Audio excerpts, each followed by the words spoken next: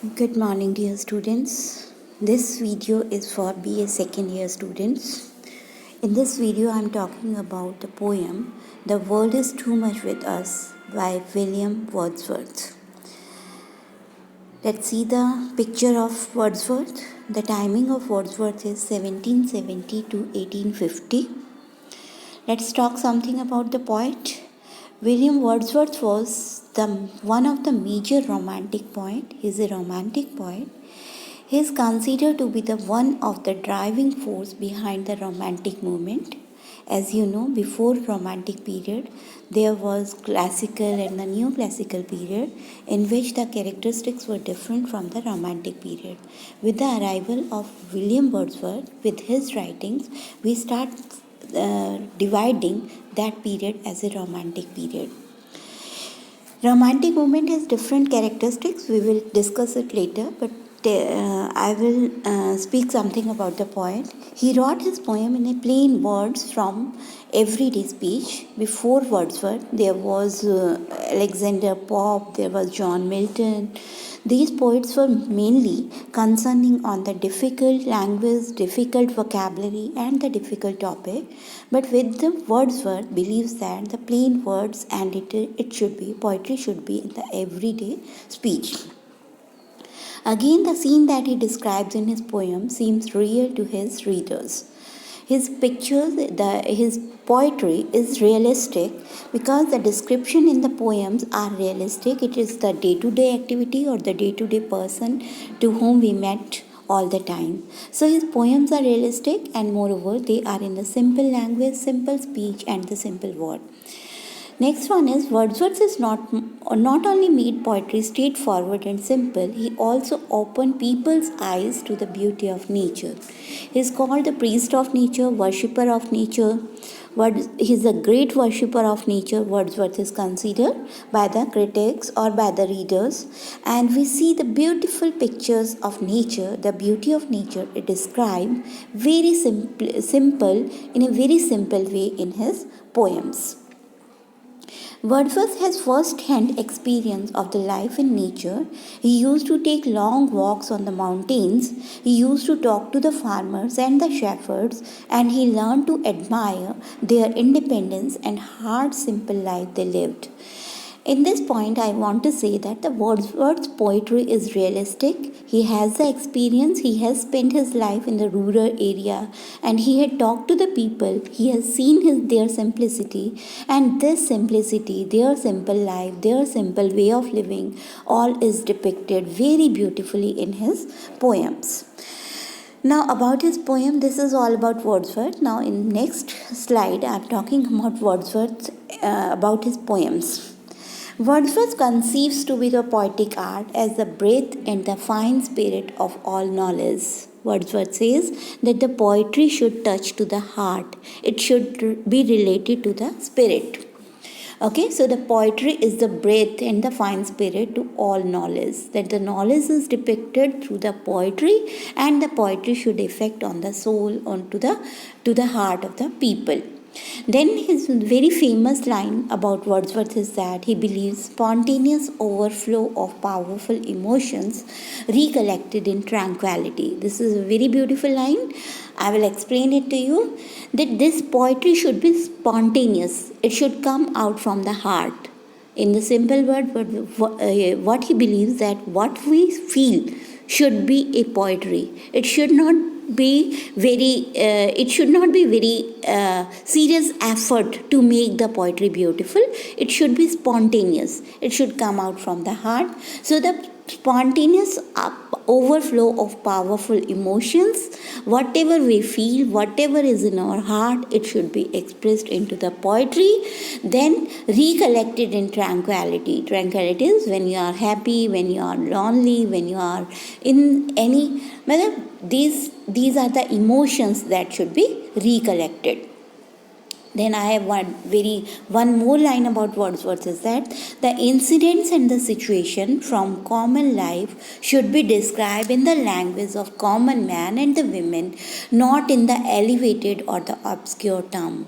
As I have already said, we have read John Milton, John Donne, Alexander Pope, and many other writers who were belongs to the classical and the neoclassical period before Romantic movement. It was Wordsworth who believes that who bring out the idea in the literature that the poetry should not be in the obscure language or in the obscure thought. It should be very simple. It should have simple incident, simple situation, day-to-day activities of the life, and again the language of the poetry should be very common, not in the obscure form. It should be common and it should be enjoyed by the everyone. The next point is Wordsworth's poetry is notable for the prominence guess of nature and imagination. It is a description of nature. That's why he is called the worshipper of nature, the priest of nature. His stress remain in the nature. He finds spirit in the nature. And very beautiful word we use for this is the pantheism.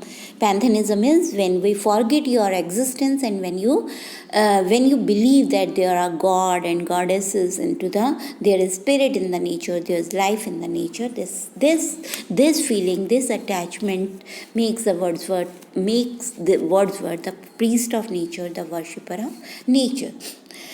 He is not merely a lover of nature, rather he spiritualized nature, and the emphasis is moral influence of nature on human being. In this way, his poems are remarkable from their simplicity, humanity, and the adoration of nature.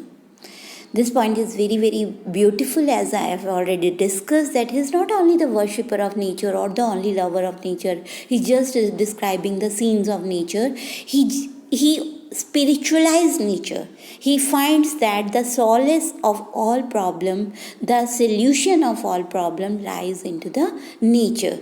And again he emphasized the moral influence that nature is a teacher, preacher, guide for us. Nature has a spirit, it has a life, and it has a moral influence on the life of human being. This is the point of view Wordsworth see nature. Then the finest works were written in 1798 to the 1802. And his poems include ode. The form of his poems are lyrics, ode, sonnet, verse, tales, and the reflective poems.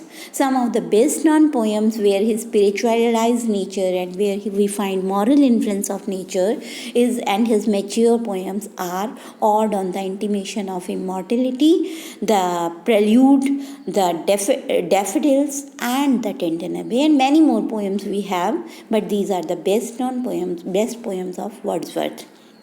Now I am coming to the poem. The poem is The World is Too Much With Us. The World is Too Much With Us is one of many excellent sonnets. This is a sonnet, a poem of 14 lines with a proper rhyme scheme. Wordsworth wrote this sonnet in his early 1800s. Okay?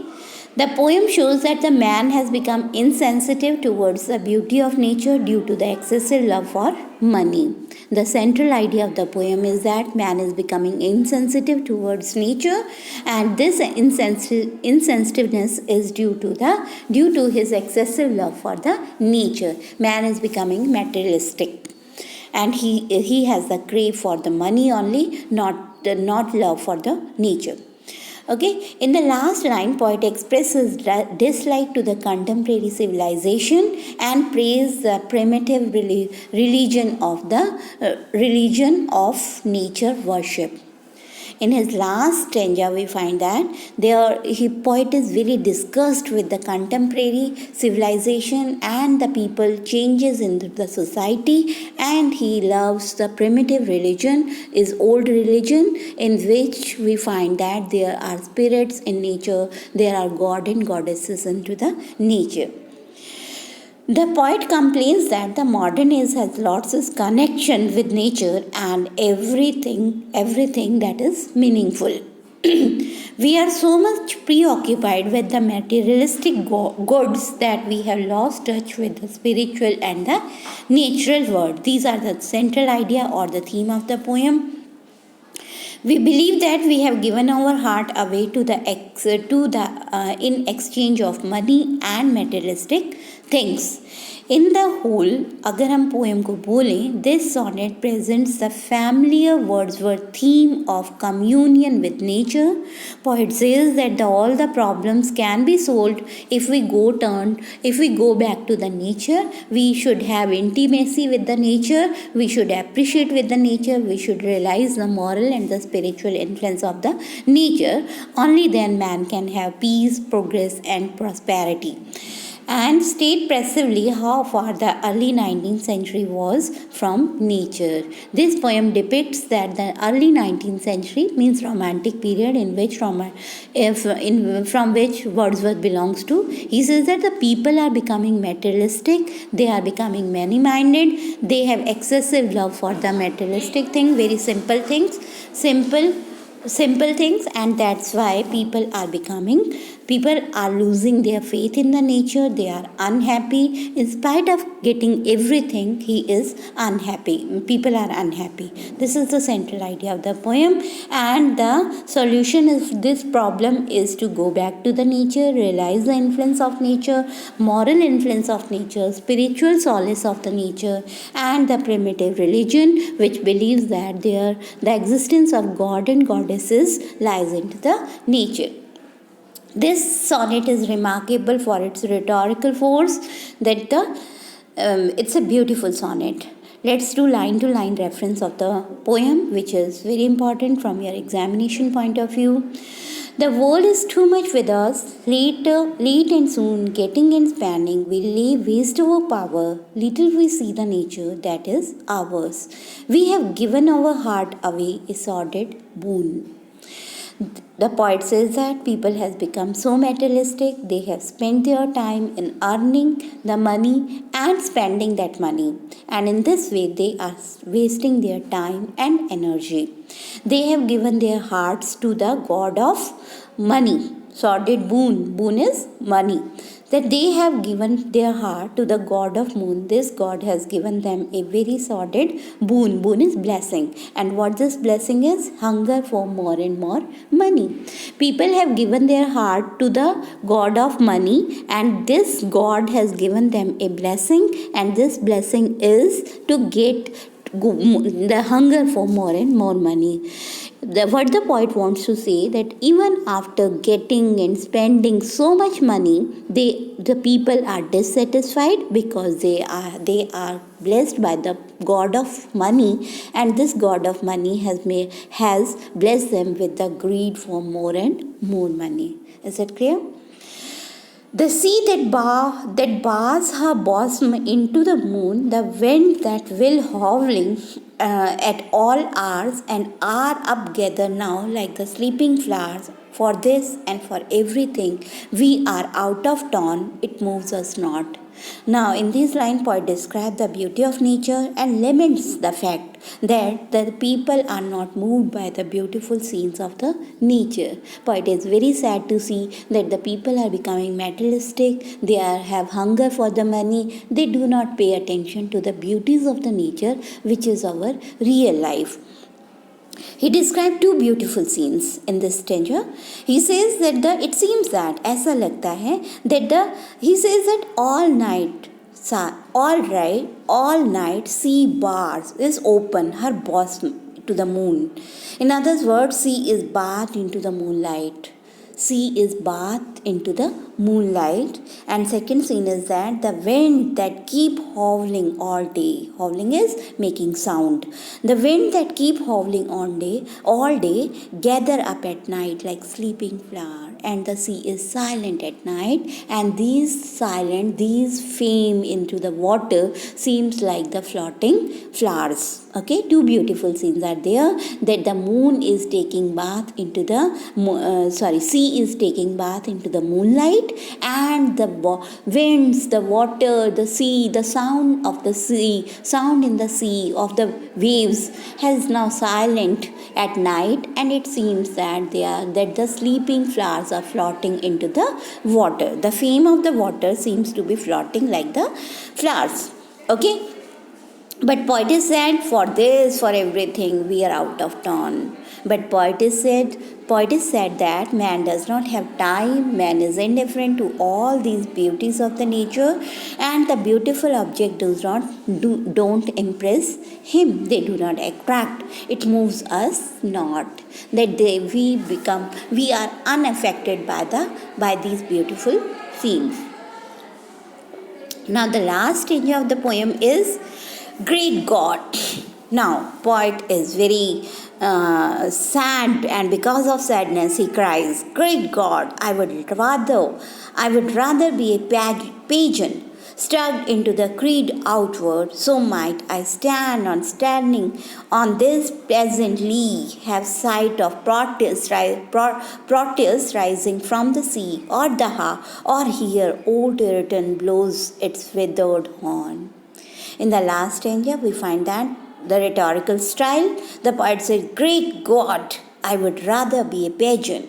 The poet feels so sad that the man has become indifferent, has become materialistic, and that's why he says that he's ready to change his religion. And he says, I would rather be a pagan. In spite of becoming a Christian, he would rather be a pagan. Now, pagan is an old religion, primitive religion, which I have told you in the earlier slide, that it is a primitive religion in which it is the belief that there are god and goddesses in all the objects of the nature. So he says, I would rather be a pagan. And why he wants to be a pagan?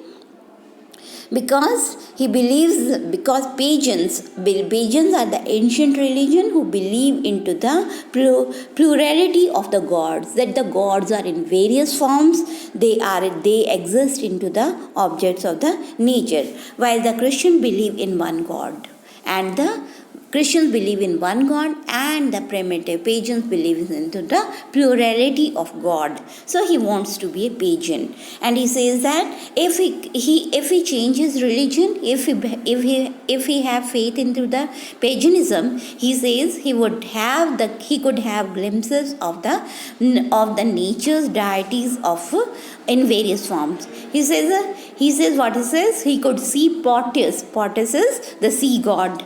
Okay, god of the sea rising from the sea. He could have sight of the Proteus. Proteus is the sea god who can be seen after changing his creed. He says he could have the glimpses of the Proteus, the sea god rising from the sea, or he could hear the old Triton. Triton is the messenger of the god blow its wrath horn.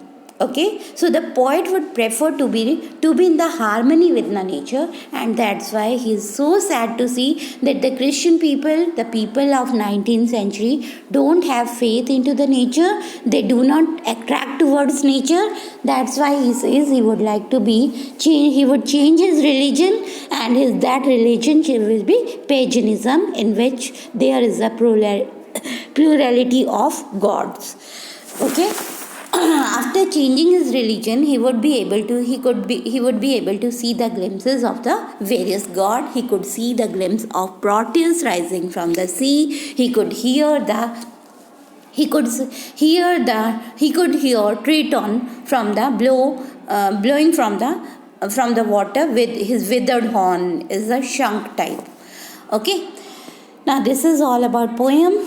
This poem is a sonnet. This is a Petrarchian sonnet divided in octave and the sestet, octave and sestet. Octave is the 8-line stanza and the sestet is a 6-line stanza.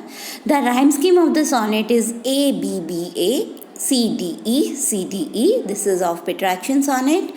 There's the use of simile in the words like sleeping flowers. There's the use of personifications. When we say sea that bars her bosom, we are personifying sea as a lady who is who is spreading her bosom into the moonlight. Okay, there's the use of assonance. Assonance is the use of repetitive use of consonants, that is great God. There is a sordid broom. What is a sordid broom? Sordid broom is a man's excessive love for the materialistic things. Some important words that you should know the meaning, that is sordid. Sordid is the bad. Boon, boon is the gift or the blessings. Creed, creed is religion. Tune, tune is harmony. And the treatise, treatise is the Greek mythology. In the Greek mythology, treatise is the messenger of the sea.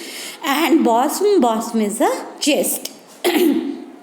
Now we should know some questions related to this poem, which are important for examination.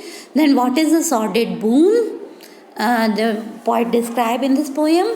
Why does nature fail to move us? This is important question that can be raised in the examination. And what does the poet claims and what is its effects on him? Okay, these are the three important questions, and many more can be there. So these are the important questions. Then the more important question is, why does poet wants to become a pagan? You can get the meaning, you can get the answer of this question from the poem. What is the sordid boom? This is repeated again. And what are we out of tune with?